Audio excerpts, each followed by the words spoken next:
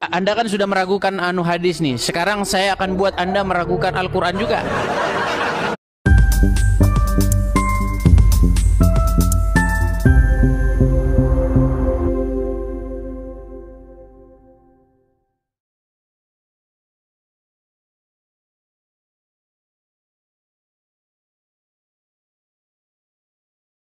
Tema kita kali ini, Bang, saya meminta supaya dihapuskannya hadis-hadis yang menyebabkan intoleran. Bagaimana kira-kira menurut Anda? Silakan. Bang. Jadi gini ya, pertama yang harus dipahami, di dalam Al-Quran itu disebutkan waman asdaqo minallahi haditha. Siapa perkataannya yang paling benar, paling jujur selain perkataan dari Allah. Nah, itu dia. Jadi kalau perkataan-perkataan di luar dari Allah, ya tidak ada jaminan. Maksud Anda hadis Bukhari? Iya, tidak ada jaminan. Yang terjamin itu mantap ini abang ini. Yang berarti Anda setuju itu, untuk dihapuskannya hadis-hadis Bukhari, hadis-hadis Muslim itu? Ya itu bukan wewenang saya. Nah. Sebentar, Bang. Sebentar. Ini ilmu Anda agak bagus nih. Banyak orang tidak tahu bahwa Al-Qur'an itu sendiri adalah hadis, betul? Betul. Ya.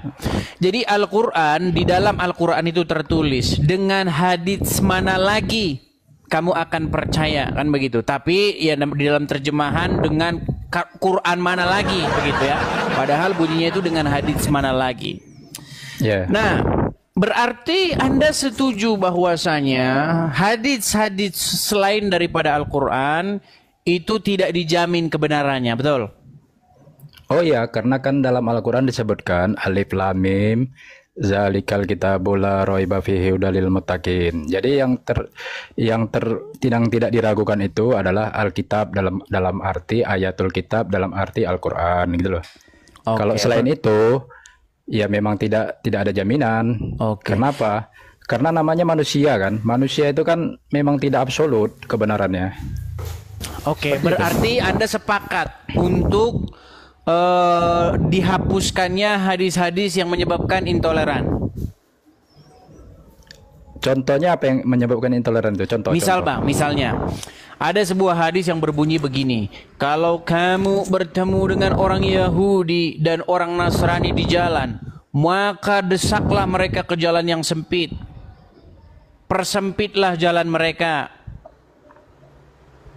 Pernah dengar hadis itu? Ya pernah, cuman apa dulu latar belakangnya? Kalau latar belakangnya nggak ada masalah seperti itu dilakukan ya salah lah. Nggak ada latar belakangnya, Bang. Nggak ada. Ya. Di sini waktu saya baca hadisnya nggak ada latar belakangnya. Nih. Ya semua itu kan harus ada latar belakang. Kalau justru itu makanya di sini tidak saya temukan latar belakangnya. Makanya saya bilang bagaimana kalau hadis-hadis seperti itu dihapus saja. Karena itu menyebabkan orang Islam menjadi kaum yang intoleran. Kalau ketemu ada orang orang Kristen lagi kebaktian di jalan, dibubarin. Jangan terjadi, Bang. Kayaknya dia lagi googling itu hadisnya. Mau rekam. Ya nggak apa-apa, direkam saja. Ya, bentar ya, saya rekam dulu ya. Silakan. Sebenarnya banyak yang rekam ini nanti, gampang. Iya, masalahnya Anda terjeda, Bang. Anda nggak bisa keluar dari aplikasi, Bang. Kalau seperti ini, ketika Anda keluar dari aplikasi, Anda terjeda. Kita tidak bisa lihat apa-apa. Lanjut. Gini, Bang. Jangan bernapas di situ, Bang. Jangan bernapas. Jangan begitu. Ya, agak berisik. Gini. Ya. Di dalam hadis yang barusan saya bacakan, tidak ada di sini ya ada latar belakang atau apapun. Di sini tahu-tahu saja diriwayatkan dari ini nih. Janganlah kamu memulai mengucapkan salam kepada orang Yahudi maupun orang Nasrani. Ini juga dipraktekkan ini, Bang. Ada banyak. Apa tetangga-tetangga saya, ustadz-ustadz juga yang nggak mau mengucapkan salam. Ada. Gara-gara ini. Ucapkan salam nggak mau bang, nggak mau. Iya nggak mau. Betulan bang, banyak orang Islam kayak begitu. Karena apa? Karena ajarannya begini. Jangan mengucapkan salam kepada orang Yahudi maupun orang Nasrani. Dan jika kamu bertemu dengan mereka di jalan, maka desaklah mereka ke jalan yang sempit. Persempitlah jalan mereka. Ini hadis, ini sahih. Nah, bagaimana ini tidak menyebabkan intoleran? Makanya saya minta hadis-hadis itu dihapus. Dan Anda tadi sudah setuju bahwa tidak ada jaminan bahwa itu benar hadis-hadis itu. Betul? Ya begitu, menurut Al-Quran begitu. Makanya saya bilang, ya kan, kalau saya itu meyakini bahwa Al-Quran itu ya watamat kalimatur rabbika sidqan wa adlan la mubaddila li kalimatihi, ya. Sudah tamat Al-Quran ya. Sudah paripurna, sudah lengkap sehingga ya. Kenapa? Karena dia tidak ada perubahan kalimatnya. Nah, kalau dia selain Al-Quran, dia bisa ditambah-tambahi, bisa dikurang-kurangi, bisa direvisi, ya kan? Berarti Kalau Anda Al-Quran setuju? Berarti Anda setuju ya untuk dihapus-hapuskannya hadis-hadis semacam itu ya? ya kalau bertentangan dengan Al-Quran, ya saya tidak masalah saya. Yang kalau bertentangan ya, apapun perkataan yang bertentangan dengan Al-Quran, itu tidak benar. Oke, baik. Apapun. Ya mantap nih teman-teman ya. Jadi dia setuju ini ya. Secara tidak langsung dia menyetujui untuk dihapuskannya hadis-hadis tersebut. Karena gini bang. Kalau tidak sesuai dengan Al-Quran ya. Karena begini bang. Kalau tidak sesuai. Karena begini. Ada banyak kejadian ya. Kita kasih satu contoh nih. Satu contoh. Bagaimana ada seorang santri. Anak-anak nih bang. Santri ya masih ABG lah, anak kecil. Bagaimana dia mencuri bang? Mencuri di Alfamart. Ketika dia diinterogasi oleh penjaga Alfamart, katanya, ini barang Wahyudi katanya. Halal untuk dicuri. Ada bang. Nah makanya saya bilang, bagaimana sumber-sumber yang menyebabkan orang Islam menjadi seperti itu dihapuskan saja bang. Contoh misalnya, ada orang Islam ngerampok bank. Ada orang Islam ngerampok bank, katanya itu namanya fa'i.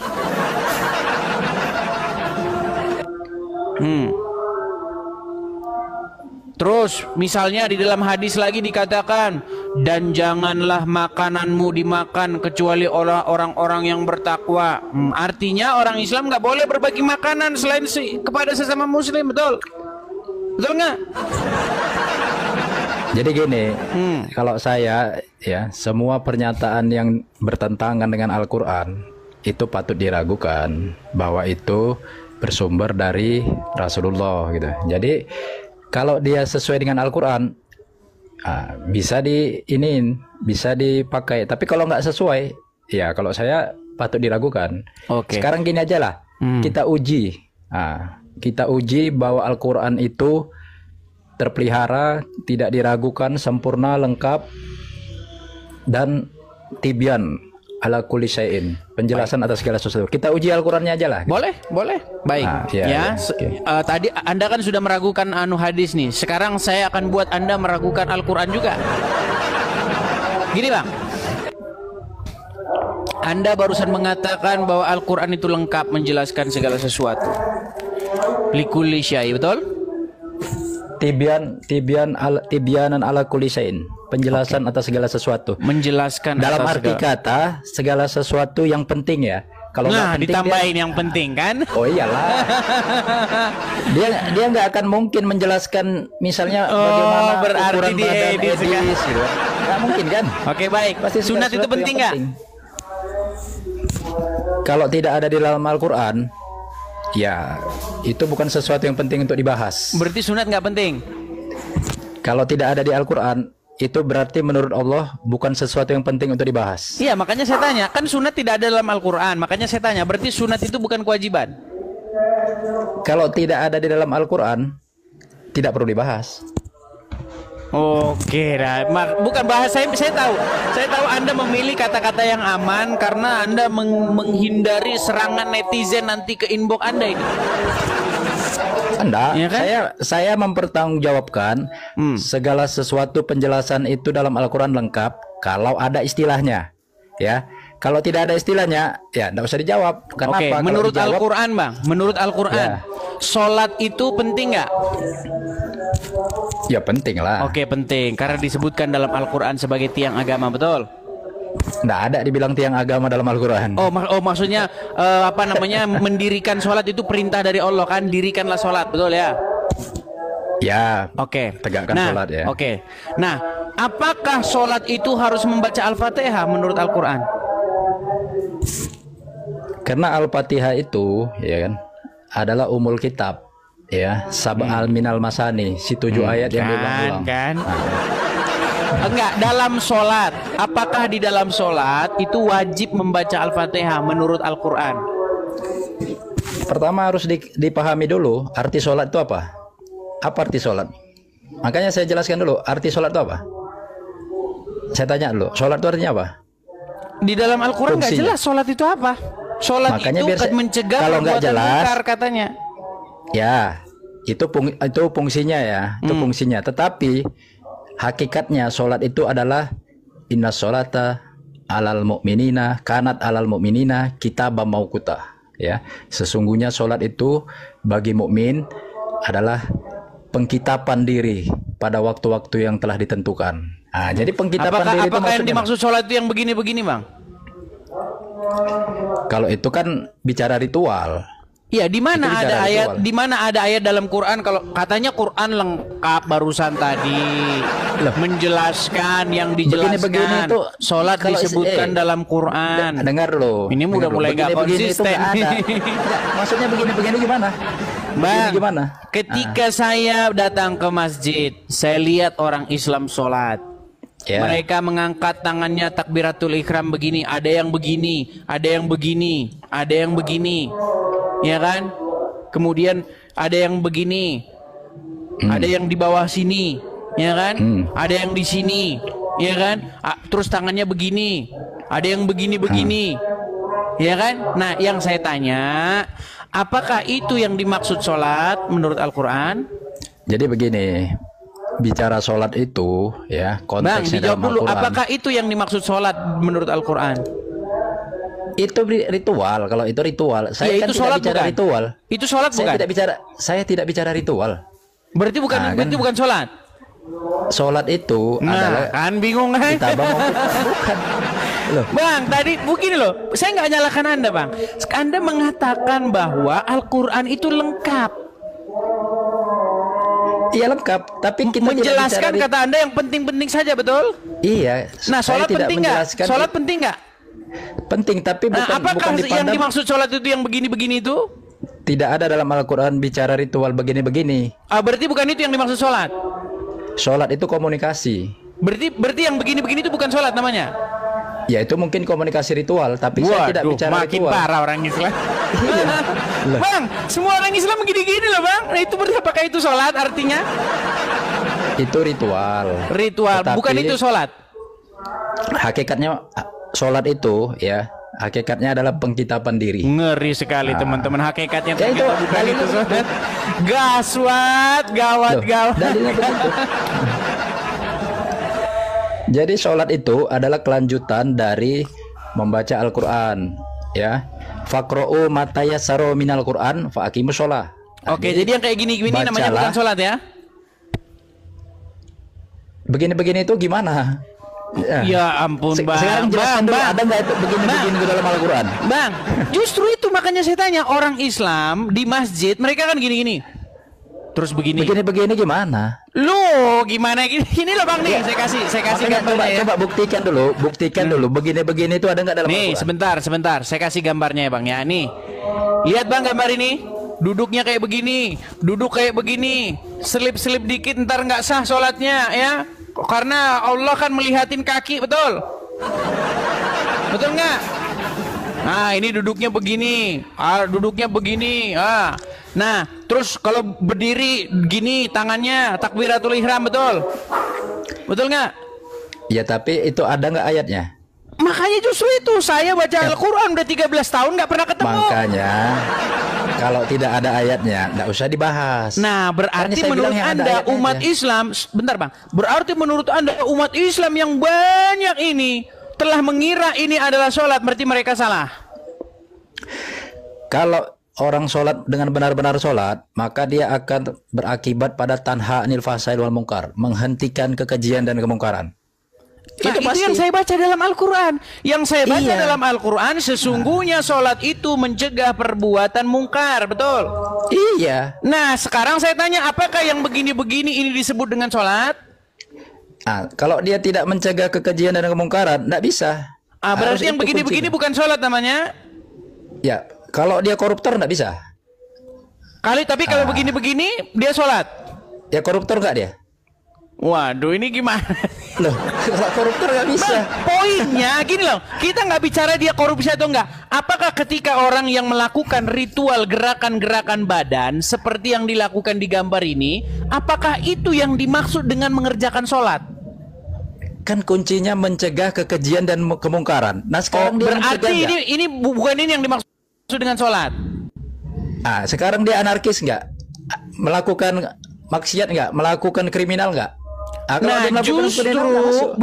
Justru di dalam hadis dikatakan, jika kamu tidak berbuat dosa maka Allah akan memusnahkan kamu. Saya kan bilang yang tidak diragukan itu hanyalah Al-Quran. Jadi kalau kalian bicara hadis, saya tidak tanggung jawab. Nah, itulah teman-teman ya. Oke, jadi begini, meyakini Al-Quran. Baik Bang, saya hargai Bang. Gini Bang, sebenarnya Bang, saya itu ingin menyadarkan orang-orang Islam supaya berpikir seperti Anda. Kenapa? Anda ini sudah selangkah lebih maju. Sebentar gini, Bang. Gini, Anda sudah berpikir bahwasanya hadis-hadis itu diragukan, betul? Gini loh, menurut Al-Quran, innaka latahdi man ahbabta walakinallaha yahdi mayasya. Sesungguhnya menurut Al-Quran ya, Anda tidak dapat membimbing atau memberi petunjuk orang yang Anda cintai, akan tetapi Allah lah yang membimbing orang yang mau bimbingan. Itu begitu. Jadi berarti Anda setuju? Berarti Anda setuju bahwa hadis-hadis itu meragukan. Maksudnya yang dimaksud hadis itu bukan Al-Quran, tapi karangan Bukhari, karangan Ibnu Majah, karangan Sahih Muslim. Berarti itu meragukan. Dengar kataku ya. Selain Al-Quran sebagai kitab Allah, selain Al-Quran, mau hadis perawi, mau Bible, itu tidak menjamin. Karena apa? Cuman Al-Quran yang menjamin la raiba fihi hudalil muttaqin. Oke, satu poin sudah saya terima. Adil ya? Adil nggak? Satu poin sudah saya terima Bang. Tapi gini Bang, pernyataan Anda tentang Al-Quran juga pada akhirnya juga ya membuat menjadi bumerang. Contoh. Kalau Anda meragukan hadis-hadis, lalu bagaimana cara Anda sholat? Cara sholat? Nah, jadi gini. Ada satu ayat yang mengatakan begini, wala taqrabus shalah wa antum sukaro hatta ta'lamuna ma taquluna. Jangan kalian mendekati sholat sedangkan kalian kondisinya mabuk. Ya. Sehingga kalian tidak mengerti apa yang kalian ucapkan. Bukan hingga kalian mengerti apa yang kalian ucapkan. Baru tegakkan sholat. Kalau enggak jangan. Mabuk di sini bukan mabuk botol aja, tapi mabuk kesadaran, mabuk pemahaman. Jadi kalau dia kesadaran mabuk, nggak ngerti apa yang diomongin dalam sholat, dia baca Quran tapi nggak ngerti di dalam sholat itu apa yang dibacanya. Itu mabuk. Itulah banyak orang Islam begitu kan. Mereka sholat dengan bahasa Arab tapi mereka nggak tahu apa artinya, betul? Makanya jangan salahkan Islam, Al-Quran, tetapi oknumnya lah salahkan. Kenapa? Kok banyak amat Bang? Iyalah, namanya itu hukum sebab akibat. Jadi kalau manusia tidak mengikuti Islam, tidak mengikuti Al-Quran, maka akibatnya ya tidak sesuai dengan yang diharapkan gitu loh kualitasnya. Baik, kalau mengikuti Al-Quran, bagaimana dengan At-Taubah ayat 29? At-Taubah ayat 29. Coba dibaca. Perangilah orang-orang yang tidak beriman kepada Allah dan Rasulnya. Anda disuruh Jadi memerangi enggak? Jadi ayat itu dilihat dari awal ya, ayat pertama, kedua, ketiga sebelum ke ayat 29, maka ada di situ konteks ya. Teks itu tidak boleh dipisahkan dengan konteks. Kalau dipisahkan dengan konteks, maka terjadi salah paham. Salah paham itu sumber bencana. Konteksnya adalah Di mana bahwa konteksnya? sebelumnya di ayat sebelumnya dibaca. Nanti sebelumnya mukmin itu Bang, saya sudah baca 100 kali Al-Quran tuh, sudah khatam 100 kali. ya nggak apa-apa. Yang penting dia yang dapat hidayah apa tidak, berpedoman tidak. Jadi Iya, gini, makin saya baca, makin saya baca Al-Quran, makin saya yakin bahwa tidak bisa dipercaya. jadi jangan samakan Al-Quran dengan terjemahan. Ini harus dicatat ya. Al-Quran itu bukan terjemahan. Oke. Dan terjemahan itu baik, bukan kalau Al-Quran. begitu coba sampaikan itu dalam bahasa Indonesia. Perangilah orang-orang yang tidak beriman kepada Allah dan Rasulnya. Surat At-Taubah ayat 29. Jadi konteks pada ayat sebelumnya itu yang terjadi adalah mukmin itu dibunuh lebih dulu, diusir, difitnah, dan fitnah itu lebih kejam dari pembunuhan. Mana ayatnya ini Anda nggak? Sebentar, saya buka ya, saya tunjukin ya. Oke, coba. Bisa nunggu nggak? Iya, tapi Bisa jangan nunggu. keluar dari aplikasi. Anda harus Ya, ambil bentar. Al-Quran. Oke. Bentar ya. Kita berdasarkan bukti data ya. Iya, silakan. Yuk, silakan. Ya. Ambil ngopi-ngopi dulu. Kita santai-santai aja. Ya, teman-teman, impact ya dari acara kita ini makin banyak Islam-Islam seperti Bang Muhammad Ilmi ini. Ya, dia sudah meragukan hadis itu, ya. Dia udah ini, kalau kata orang-orang yang percaya kata wafi, orang ini disebut sebagai ingkar sunnah katanya. Tapi dia mengatakan kepada wafi, justru wafi itu adalah orang-orang yang tidak mencukupkan diri dengan Al-Quran. Jadi mereka saling menyesatkan, saudara-saudara.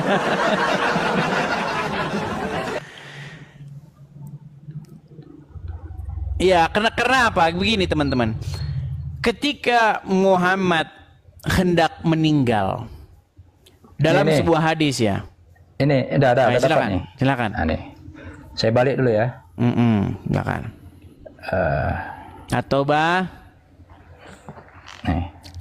Oke. Nih, ini ayat dibuka sama-sama. Ya silakan Ayat keberapa ini? Anda baca. Ini ayat Kalau salah nanti saya koreksi, silakan. ke-13 ini. Ayat ke-13. Jauh amat Bang ke-13. Lah iya kan, ayatin bainatin, ayat-ayat yang saling menjelaskan, kan gitu. Ya gimana Ayat saling bunyinya menjelaskan. 13? Itu. Jadi di ayat 13 itu, mengapa kamu tidak memerangi orang-orang yang melanggar janjinya? Jadi ada perjanjian damai yang dilanggar gitu. Jadi kalau dalam perjanjian damai itu tidak boleh ada yang ibaratnya terus, gencatan senjata. ayat gitu. berikutnya. Nah, dan telah merencanakan untuk mengusir Rasul dan mereka yang pertama kali memerangi kamu. Terus Apakah ayat kamu selanjutnya. takut kepada mereka, padahal Allah lah yang lebih berhak untuk kamu takuti jika kamu orang-orang beriman. Artinya, sekarang gini aja Bang, lah. kita nggak bahas ayat 13, ayat 29. Ayat itu sudah nggak nyambung lagi dengan ayat 29. Makanya, Gini, biar Bentar, Anda bentar, tahu bentar, konteksnya. Coba sebelum baca sebentar. 29, coba bacanya itu 28, kemudian Nggak begitu. 26. Jadi nggak Coba begitu, silakan. nggak begitu. Nah, Ayat mau ini- ngeles sebentar, ya, teman-teman. sebentar loh. Itu Kasih setelah kesempatan. ayat 13 itu udah lari kemana-mana. Enggak, Udah ke memang pasar, ayat itu udah ke lebih ini, dulu udah dibicara. kemana-mana bang, nggak akan nyambung lagi. Kasih kesempatan nggak saya ngomong. Coba silakan. Jadi ayat ke-13 itu menunjukkan bahwa itu duluan. Baru Oke, ayat 14-nya tidak apa? langsung. Tunggu bentar loh. Tidak langsung disuruh perangi, tetapi ada lebih dulu. Sekarang gini aja. Bang Edis, kalau dipukuli, Bang, dibunuh, saudaranya balasnya. perangilah orang-orang yang tidak beriman kepada Allah dan Rasulnya. Iya. Karena konteksnya oke. lebih dulu. Di mana diperangi. lebih dulu? Ya, ayat 13-nya lihat. Loh. Kok ayat 13 yang saya baca 29? Iya, kan itu masih dalam satu surat. Masih dalam satu surat itu. Dia berkaitan Iya, tapi sistematis. itu kalau Anda baca ayat 13, 14, 15 itu udah putus dengan ayat 29-nya. Nggak bisa putus. Oke, Nah, coba sekarang ke nggak 14. bisa Coba putus. sekarang ke 14. Sekarang 14-nya. Jadi ayat 13 kan diperangi lebih dulu, maka harus dibalas. Ayat Harus dibalas. 14-nya. Perangilah mereka. Perangilah mereka, niscaya Allah akan menyiksa mereka dengan perantaraan tanganmu, dan dia akan menghina mereka dan menolongmu. 14. Artinya apa? Enggak, jangan Berkaitan. artinya 14. Coba Iya. 14. Ya itu 14 tadi. 15. Itu Pak. 15. 15. Ah. Dan dia menghilangkan kemarahan hati mereka, orang-orang mukmin, dan Allah menerima tobat orang yang menghendaki itu. Artinya Coba apa? 16. 16. Am hasibtum. Apakah kamu mengira kamu akan dibiarkan begitu saja, padahal Allah belum mengetahui orang-orang yang berjihad di antara kamu. Maksudnya belum teruji lah. Jadi harus teruji dulu. Oke, Harus terus berjihad dulu. ke ayat 17-nya, 18. Terus ke ayat 17. Tidaklah pantas orang-orang musyrik ya memakmurkan masjid Allah, padahal Nah, mereka udah lari mengakui kan? bahwa Kan mereka udah lari sendiri kafir. kemana-mana. Enggak, Kan sudah lari konteksnya masih ada. kemana-mana. Udah bahasannya udah lain. Gimana? ada. Sekarang Kan lari ke ada. orang-orang Ini musyrik. Itu udah putus. Mau musyrik disambung-sambungkan. Dengan kafir itu nggak bisa dipisahkan, sama-sama bukan beriman. Oke, coba Lam baca yang yakunil tadi. ladzina Tidaklah kafaru. pantas. Coba tidaklah pantas. Tidak pantas orang-orang musyrik memakmurkan masjid Allah. Nah, Padahal apakah di mereka situ mengakui. berbicara mengenai orang-orang yang memerangi? Musyrik ini dengan kafir itu nggak bisa dipisahkan. Iya, Lam yakunil apakah ladzina- di situ dengar dulu. orang-orang yang memerangi? Dengar dulu, lam yakunil ladzina kafaru. Lam yakunil ladzina kafaru min ahlil kitab wal musyrikina Iya, makanya saya munfakina bilang, Bang. hatta ta'tiyahumul bayyinah. Jadi Oke, gini, makanya sekarang saya bilang, Ya. berarti Orang sebagai kafir seorang itu- muslim, Anda disuruh untuk memerangi orang-orang yang tidak beriman kepada Allah, betul? orang-orang yang memerangi lebih dulu. Di mana merangi Bang lebih Edis nggak dulu? gini. Kalau keluarga Bang Edis dibunuh, Aduh, Bang Edis nggak ini jawab, merangi nggak balas? merangi yang dulu balas? yang mana? Itu udah pindah ya, ayat ayatnya. 13 At-Taubah ayat 13. Itu pembuktian. Iya, setelah Ah. 13, kemudian ayat 18 sudah bicara yang lain. Nggak ada, masih ada kaitan itu. Cuman nggak bisa orang semuanya mengkaitkan. Ya memang. udah, coba Iya. sekarang 19-nya. Kok 19, 18 saja belum lagi. Ya, coba 18-nya. Sesungguhnya yang memakmurkan masjid Allah hanyalah orang-orang yang beriman kepada Allah dan hari kemudian, serta tetap menegakkan sholat. Apakah di situ bicara orang-orang yang memerangi? Ini membedakan antara Nah, musyrik kan? dengan mukmin. Dibedakan dulu. Oke, coba sekarang 19-nya. 19. Ya, itu tadi 19 itu. Nah, coba sekarang 20. 19 ini. Ini.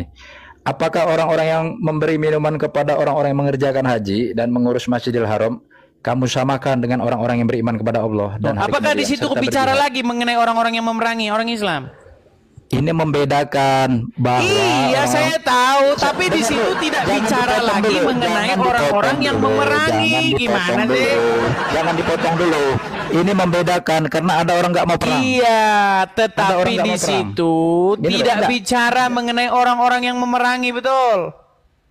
Sebentar, Coba ini coba baca dibedakan. ayat 19-nya, coba baca ayat 19-nya. Jadi gini, 19-nya. ini konteksnya. Ada orang nggak mau diperintah perang, padahal Enggak, dia udah coba diperangi. 19-nya, coba 19-nya. Nah, ya itu 19. Apa? Apakah orang-orang yang memberi minuman kepada orang-orang yang mengerjakan haji dan mengurus Masjidil Haram kamu samakan dengan orang beriman? Artinya orang beriman itu harus berjihad. Kalau dia dipukuli, kalau dia dibunuh. Iya. Berarti Gitu. menurut Harus Al-Quran orang Islam harus berjihad, betul? Kalau dia dibunuh, kalau dia diusir, kalau dia dipitnah, harus perang. No, kan? Abang aja kalau keluarga abang dibunuh pasti perang. Mana ada nggak perang? Aduh, ini Memang itu konteksnya. berat. Itulah konteksnya. Oke lah. Jadi intinya yang saya bilang begini, Bang. Intinya ketika Anda tidak percaya kepada hadis-hadis, memang itu sudah benar. Tapi ketika Anda percaya kepada Al-Quran, akhirnya nanti Anda butuh hadis. Ini serba salah, makanya saya bilang, Bang. Ini Itu kan seperti masih makan dugaan. Ini Itu kan seperti dugaan. makan buah si malakama. Kita buktikan semua jawaban di Al-Quran Oke, jelas. sekarang saya tanya, Anda sunat nggak, Bang? Nah. Anda digunting nggak itu kulit katannya? Ada nggak dalam Al-Quran istilah Enggak, sunat? saya tanya, Anda sunat nggak? Loh, ada nggak dalam Al-Quran sunat? Enggak, saya nggak Istilah tanya sunat. Quran. Anda sunat nggak? Ya, pokoknya apa yang Ini tidak mau ada dalam ngeles nih, Al-Quran. ini mau ngeles. Saya pedoman saya jelas. Enggak, segini, Bang. Saya mau ngobrol santai dulu. Anda sunat nggak? Loh, saya tidak pernah menyunatkan burung saya sendiri. Oke, Anda sunat. Oke. Loh, nggak Ketika pernah Anda saya menyunatkan sebentar, burung Bang. saya sendiri. Iya, sebentar. Ketika Anda sunat itu, menurut Anda itu ajaran Al-Qur'an atau bukan? Di dalam Al-Quran tidak ada istilah sunat. Berarti itu Tidak bukan sesuatu ada. yang sangat-sangat Berarti penting. orang Islam yang sunat, berarti mereka ngapain? Kan nggak dilarang juga kan? Kan nggak ada larangan. Pakai topi kan nggak dilarang, nggak masalah toh. Nggak dilarang, pakai kacamata nggak dilarang. Kan sesuatu yang nggak dilarang boleh. Iya kan? Jadi saya ngapain pula saya melarang? Sesuatu Iya, yang nggak makanya saya dilarang, bilang boleh. gini Bang. Makanya yang saya bilang, ketika Anda mengikuti Al-Qur'an saja, maka seorang muslim itu tidak akan sunat, betul? Sesuatu yang tidak dilarang tidak masalah gitu loh. Iya. Saya tidak teman-teman dengerin tuh. Sesuatu yang Dengerin tidak tuh. dilarang tidak masalah. Nah, berarti Contoh. seorang muslim yang yang mengkitankan dirinya itu bukan menuruti ajaran Al-Qur'an, betul? Tidak dilarang, tapi dia tidak ini gimana? diperintah. Tidak dilarang, tidak diperintah. Waduh. Tidak ada perintahnya. Tidak larang, Tapi tidak tidak ada diperintah. larangannya. Berarti umat Iya. muslim tidak diperintah untuk berkitan. Di dalam Al-Quran nggak ada. Nggak ada. Oke, sebentar, saya naikkan satu muslim ya. Saya naikkan satu muslim. Kita naikkan satu muslim, misalnya Rijal Motor, yuk. Bentar, Bang. Ini Islam ini makin banyak sekarang yang sudah akibat Edis TV. Ya, beginilah orang Islam satu sama lain cakar-cakaran. Bang Enggak, Rijal. saya nggak pernah cakar-cakaran sama Bang Rijal. Nggak Oke, pernah saya cakar-cakaran. halo, udah Rijal. Nah, ini udah Rijal. Ada nih satu muslim ini. Ya, namanya Muhammad Ilmi. Dia bilang katanya orang Islam itu tidak diperintahkan untuk berkhitan. Di dalam Al-Quran ya, di dalam Al-Quran. Panyang nih kepala ambo nih, panyang nih. Yang mana yang benar ini? Aduh, pusing. Tapi juga dilarang loh. Coba Nggak dilarang silakan ya. Rijal. Nggak ada yang Gimana dilarang. nih Rijal? Gimana nih? Coba nih. Baik di siang, aku sebentar aja ya di siang. Di dalam Islam itu, orang-orang Islam itu akal dan otak sangat diutamakan di dalam Islam itu. Ya. Bahkan saking pentingnya berpikir, banyak sekali ayat-ayat Al-Quran yang menyuruh kita untuk memakai akal dan otak. Bahkan ketika ilmu, ingat ya, ilmu Kayak denger sholat khotbah tadi. Jumat ini. Satu, Kayak denger khotbah Jumat ngantuk. Dengar dulu. Rijal yang ditanya, apakah benar kata Muhammad Ilmi bahwasanya umat Islam tidak disuruh khitan? kau dengar dulu deh, sebentar aja, belum nyampe 2 menit, aku 1 menit aja belum sampai aku. Apa salahnya aku kasih aku waktu agak 3 menit atau 5 menit, kan nggak lama itu Enggak, menerang. sebelum dijelaskan coba dijawab Bagaimana dulu pentingnya? apakah yang dikatakan. Coba Muhammad Ilmi kenapa melarikan diri? Jangan keluar dari aplikasi, Bang. Bang, Aku Anda merekam, bilang sebentar, Bang. merekam.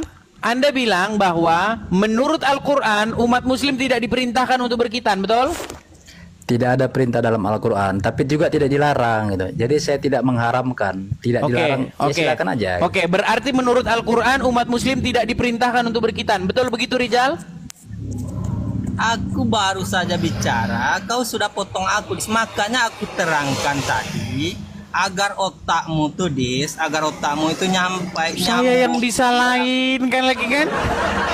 Iya, makanya jangan dipotong. Oke, Jangan silakan. dipotong. Baik, aku ulangi Oke, lagi. tapi saya minta jawaban singkat dulu. Apakah Al-Qur'an memerintahkan untuk berkhitan?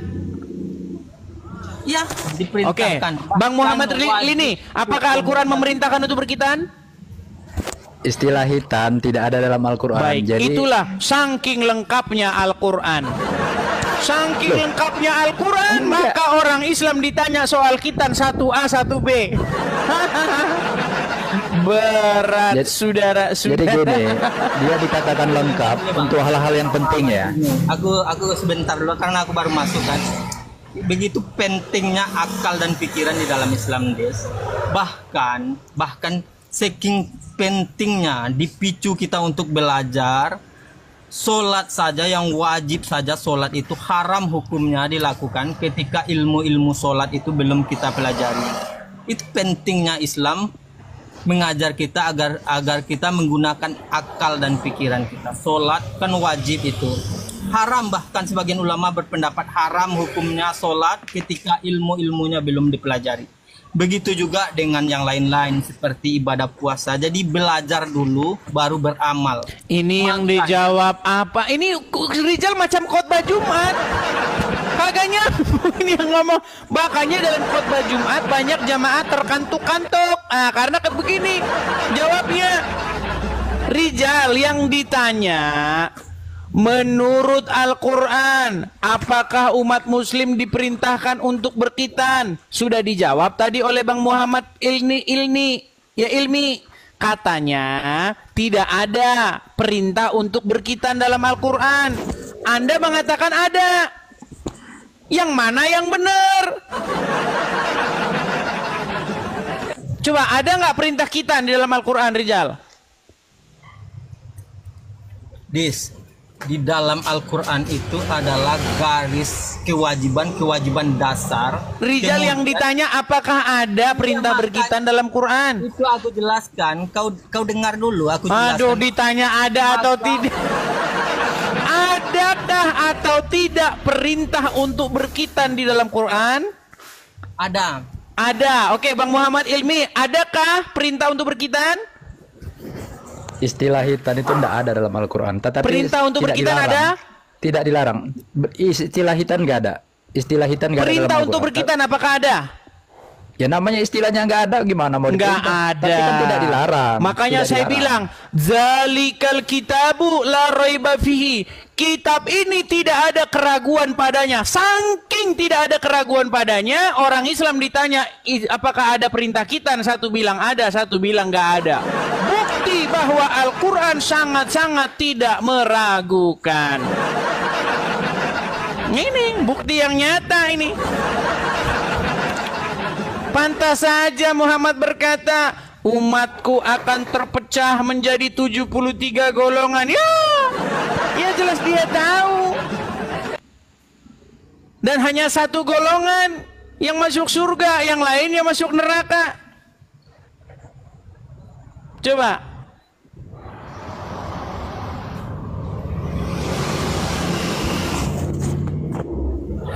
Terdiam si Rizal. Makanya kalau ilmu-ilmu di dalam Al-Quran itu belum kita pahami, belum kita pelajari, belum dapat kita artikan, belum dapat kita terjemahkan, maka kalian diwajibkan membaca orang-orang yang telah mengetahui ilmu tersebut. Siapa yang paling tahu tentang ilmu Al-Quran, siapa yang paling menguasai Al-Quran, dan siapa yang paling mengerti makna-makna yang terkandung di dalam Al-Quran itu. Yang paling utama mengetahui itu adalah Nabi kami, Nabi Muhammad SAW. Kemudian para sahabatnya, kemudian para ulama yang telah mendalami dan mempelajari ilmu-ilmu Al-Quran itu. Oke. Maka ketika kita tidak Ini fitnah lagi nih. Ini fitnah yang keji. Fitnah keji yang terus-menerus dilontarkan oleh para ulama terhadap Al-Quran. Coba saya tanya sama Bang Muhammad Ilmi. Bang, selama Anda mempelajari Al-Quran, adakah pernah Al-Quran menyebutkan bahwa orang-orang yang paham Al-Quran itu adalah Muhammad? Orang yang mengerti Al-Quran itu adalah para sahabat? Ada nggak ayat begitu dalam Quran? Coba saya tanya. Wa ma yantiqu 'anil hawa in huwa illa wahyu yuha. Tidak ada yang dikatakan dia Muhammad berdasarkan al-hawa kecuali berdasarkan wahyu yang diwahyukan. Jadi Al-Quran itu wahyu. Nah, perkataan Nabi Muhammad itu adalah Al-Quran. Innahu laqaulu rasulin karim. Sesungguhnya Al-Quran ini adalah ucapan para rasul yang karim. Ya, jadi kalau semua istilah yang ada dalam Al-Quran itu ada penjelasannya. Tetapi kalau istilah tidak ada dalam Al-Quran, maka Allah tidak bertanggung jawab. Misalnya istilah edis nggak ada dalam Al-Quran, Allah nggak bertanggung jawab menjelaskan siapa itu edis. Agak sedikit jauh, gitu Bang. Gini, Oke. saya mau tanya, Bang. Pernyataan Rijal, saya tahu ini Rijal ini korban daripada dogma. Gini, ada nggak Bang Muhammad Ilmi ayat dalam Al-Quran yang mengatakan bahwa orang yang paham Al-Quran itu adalah Muhammad, orang yang ngerti Al-Quran itu para sahabat? Ada nggak? Kan udah saya bilang, wa ma yantiku anil hawa. Tidak ada yang dikatakannya Muhammad ya berdasarkan al-hawa. Ya. Ya, Akan jadi yang paling mengerti Al-Quran siapa? Ya kalau dia yang dikatakan mutakin adalah yu'minuna bima unzila ilaika wa ma unzila min qablik wa bil akhirati hum yuqin. Jadi yang dikatakan mutakin itu adalah mereka yang beriman dengan apa yang diturunkan kepada Anda Muhammad. Dan kepada Oke, yang jadi sebelum Anda. adakah para sahabat dan Muhammad orang yang paling mengerti Al-Quran? Ya namanya diturunkan kepada Nabi Muhammad. Kalau diturunkan ya otomatis mengertilah. Oke, berarti Muhammad orang yang paling mengerti Al-Quran. Ya kan diturunkan kepada dia. Tapi yang paling mengerti lagi tentu Allah lah. Karena dia menurunkan melalui malaikatnya kan gitu. Oke, jadi menurut Muhammad, kata Rijal, Muhammad orang yang paling mengerti Al-Quran. Ya tentu. Karena Oke. dia diturunkan kepada Muhammad. Oke. Berarti benar kata Rijal kalau begitu. Anda salah. Perkataan Muhammad Al-Quran. Jadi di luar daripada Al-Quran itu bukan dijamin perkataan Muhammad. Wah, ini kan tambah parah lagi kan. Iya Gimana dong. nih Rijal? Katanya perkataan Muhammad itu Al-Quran, tidak ada selain daripada Al-Quran. Bagaimana? Ini Des, kau memang suka jiwa-jiwa PKI itu masih mengalir, darah-darah PKI itu Tuh, masih kan mengalir. saya lagi yang disalahin kan? Sifat adu domba. Kok saya yang disalahin katanya, aduh. Sesuatu yang sudah jelas. Aku kan sudah jelas. Aku sudah jelas bahwa yang mengatakan Nabi Muhammad itu adalah orang yang paling tahu dan paling mengerti tentang Al-Quran. Oke, jadi menurut Muhammad sunat itu, jadi menurut Muhammad diwajibkan sunat. Wajib. Nah, coba Wajib gimana ini yang karena- benar, Bang? Bang Ilmi. Karena dari sunat itu kita bisa bersuci. Karena kesucian itu adalah hal mutlak agar bisa melaksanakan sholat. Nggak bisa, orang yang nggak bersunat nggak bisa sholat. Coba gimana itu Bang Ilmi? Jadi gini, semua yang dikatakan Muhammad adalah berdasarkan wahyu yang diwahyukan. Al-Quran adalah wahyu. Berarti ucapan Nabi Muhammad berdasarkan Al-Quran, perbuatan Nabi Muhammad berdasarkan Al-Quran. Jadi pernyataan-pernyataan di luar Al-Quran itu mengatasnamakan dari Nabi Muhammad. Termasuk sunat. Itu ya. Saya tidak mengatakan Nabi Muhammad mengatakan sunat. Karena apa? Karena tidak ada dalam Bukan. Al-Quran Rijal kan istilah. mengatakan bahwa sunat itu wajib kata Muhammad. Berarti pernyataan Muhammad itu bohong. Yang bilang itu perkataan Muhammad siapa? Oke, Kan berarti nggak ada di Anda dalam Al-Quran. berarti intinya Anda meragukan bahwa itu perkataan Muhammad. Perkataan Muhammad adalah di dalam Al-Quran semua. Nah, tuh Rijal tuh. Jadi intinya saya tahu maksudnya Iqbal Ilmi nih. Maksudnya kalau Muhammad berkata, maka perkataannya itu Al-Quran. Ketika Muhammad Iya, berkata, iya. bukan Al-Quran, maka itu dipertanyakan. Itu bukan perkataan Muhammad, bukan begitu? Ya, Nah, termasuk pernyataan bahwa syarat sholat itu sunat, betul? syarat sholat adalah memahami apa yang dinyatakan di dalam sholat. Bukan kitan. Ya, ya Al-Quran begitu mengatakan. Jadi wala taqrabus sholah wa antum sukaro. Oke, hatta ta'lamuna ma taqulun. berarti menurut Anda tidak kitan tidak masalah, sholat pun nggak masalah. Yang penting dia memahami Al-Quran, betul? Iya, yang penting itu. tuh Tapi Rijal tuh, kan? tidak boleh melarang orang mau hitan. Nah. Tidak boleh dilarang. Tapi tidak sholat, tidak kitan pun tidak masalah, betul? Yang penting bersih. Nah, Bersih tuh jiwa dan Rijal raga. tuh, dengar tuh Rijal tuh. Jiwa inilah dan teman-teman raga ya. Inilah teman-teman, makanya saya bilang ketika kalian mendengar gosip-gosip di jalan, Islam tuh semuanya satu, Al-Quran begitu lengkap, sempurna. Masalah khitan saja, satu bilang wajib, satu bilang nggak wajib. Satu bilang katanya boleh sholat dalam keadaan tidak berkhitan, satu bilang harus khitan. Memang ribet. Seluruh umat nabi-nabi mulai dari Nabi Ibrahim, Nabi Yakub, Nabi Musa, seluruhnya mereka disunat. Coba Anda jelaskan, coba Anda terangkan. Oke, saya tanya sama Bang Muhammad Ilmi. Muhammad Ilmi, menurut Anda Muhammad sunat tidak? Ntar dulu deh, aku belum selesai. Enggak, udah dapat poinnya. Menurut Murijal, semua nabi-nabi sunat, semua nabi-nabi berkhitan. Nah sekarang saya tanya, saya konfirmasi dulu, Bang Muhammad Ilmi. Enggak disunat?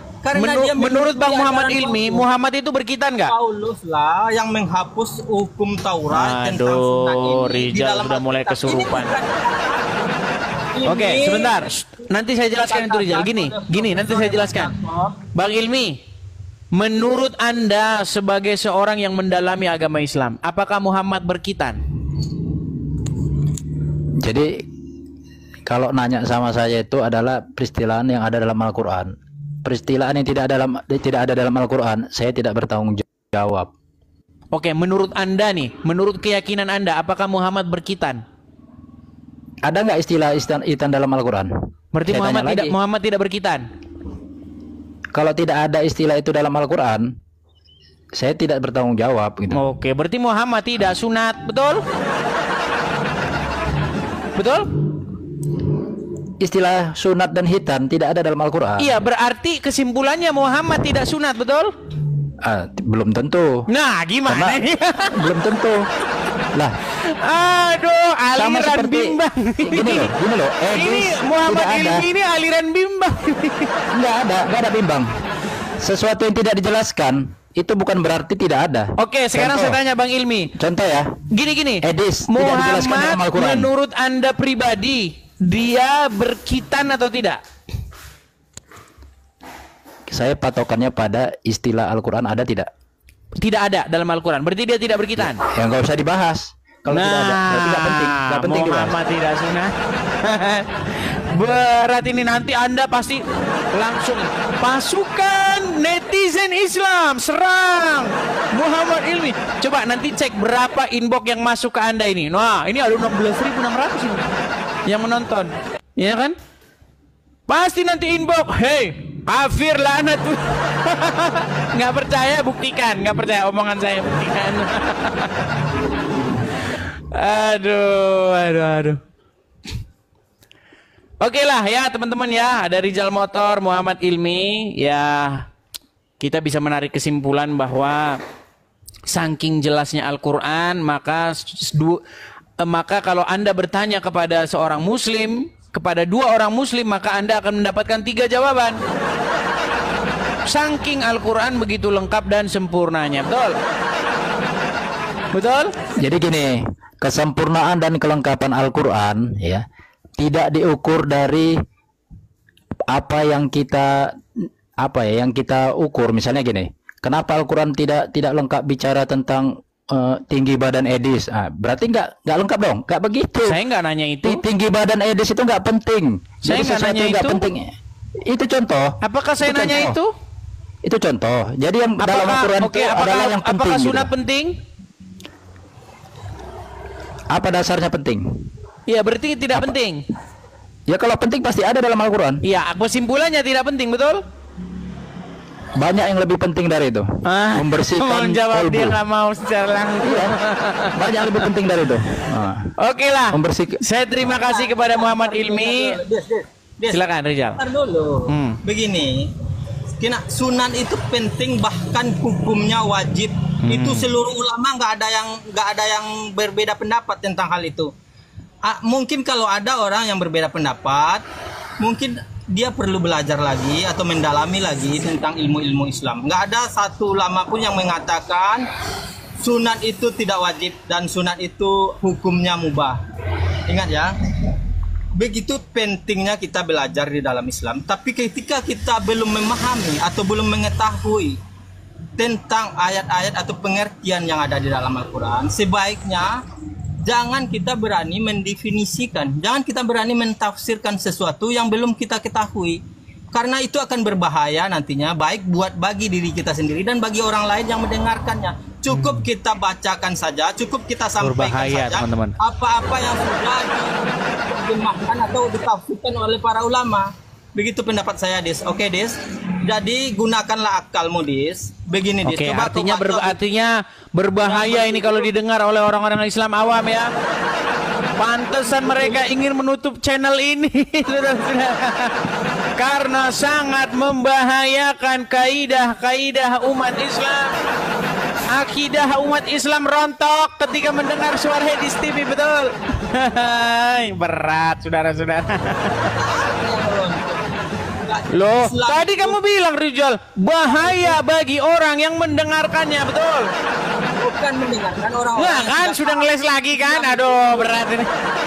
Bahaya bagi orang-orang awam. Ini aku nggak Iya, pernah bahaya bagi orang-orang awam yang mendengar. Makanya ada seruan, jangan tonton channel Edis TV, iman Anda bisa terguncang, betul? Ya, belajar dulu begitu. Pelajarilah agama kalian. Iya, saya pun menyuruh, gini Rizal, saya pun menyuruh untuk orang-orang awam, ya kan ya, yang tidak punya ilmu, jangan naik. Kasihan nanti Islam semakin babak belur gara-gara Anda naik ke sini orang awam. Yang saya undang naik itu yang mengerti ajaran agama Islam, tapi cilakanya ini dia malah ngerti agama Islam, malah pernyataannya sunat tidak wajib. Kitan tidak penting, gimana ini, aduh. Umat Islam itu, Bos. Ngundang orang awam salah, ngundang orang pinter malah pernyataannya cetar membahana. Serba salah ini. Iman Islam itu iman yang paling mantap, Bos. Yang paling kuat dan paling kokoh. Tidak ada satu para sahabat pun yang ketika nyawanya terancam dia akan kabur lari tunggang langgang seperti No, Anda nggak tahu ini. lari tunggang langgang. Oke, Rizal, sekarang saya tanya. Dengan ketuhanan Yesus. Sekarang saya Kalau tanya orang Rizal. Islam nggak ada, dia berani mati, berani. Rizal, nih Rizal, biar Anda tahu. Biar, tapi ini nanti jadi menyimpang kemana-mana. Nah, Besok lah kita itu. pakai akal, Itu tema kita besok pakai lah. logika. Intinya begini Rizal. Intinya kita sudah menarik satu kesimpulan ya. Karena Enggak, Al-Quran itu begitu lengkap. Benar nggak? Begitu. Rizal kok nggak mau gantian? Kenapa ini Rizal kok jadi panik begini? Benar nggak? Para Rizal, muridnya Yesus itu menurut Al-Quran itu lengkap, lagi sempurna, lagi menjelaskan segala sesuatu. Jawab dulu, Dis. Benar nggak? Lari kemana-mana. Yesus lari tunggang langgang didatangi oleh tentara Romawi. Padahal yang bersama mereka itu Tuhan. Siapa lagi yang harus mereka takutkan? Tuhan ada di samping mereka. Beda sekali dengan nabi kami. Nabi kami seorang manusia. Mereka yakin akan kebenaran yang dibawa nabi kami, sehingga mereka tidak ada satupun yang lari ketika nyawanya terancam di hadapan musuh-musuh para nabi. Begitu hebatnya Islam, begitu mantapnya iman. Anda Islam. percaya dengan itu, Muhammad ini?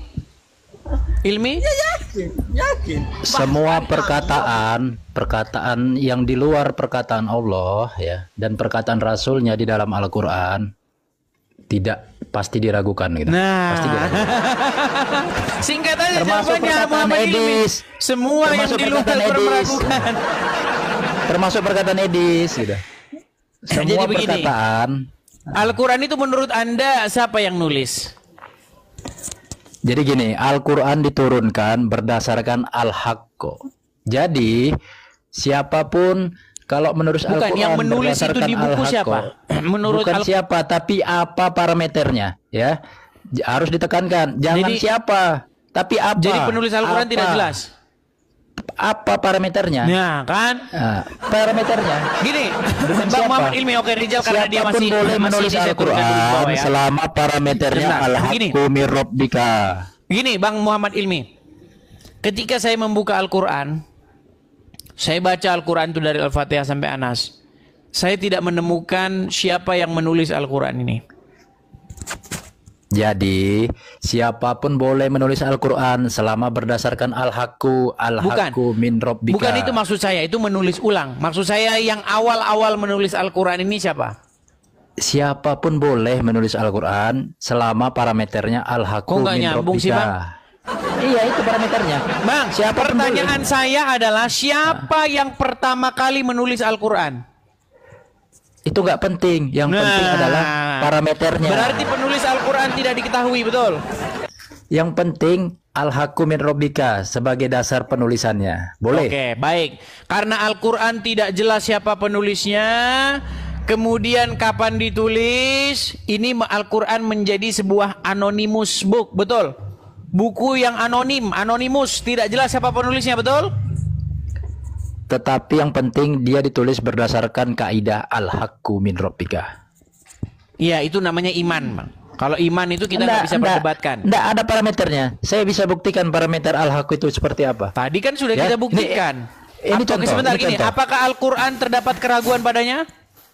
Tidak ada. Tidak ada. Berarti ketika saya tanya tentang Al-Quran, Anda tidak boleh ragu-ragu, betul? Bukan tidak boleh ragu-ragu. Nah. Sudah saya kaji, saya tidak ragu. Katanya tidak ada keraguan padanya. Memang tidak ada. Sekarang Anda ragu-ragu. Gimana sih? Tidak ada. Tidak ragu. Oke, Aku Anda tidak tidak. ragu-ragu. Tidak. Berarti ketika saya tanya tentang agama Islam, jawaban Anda pasti jelas.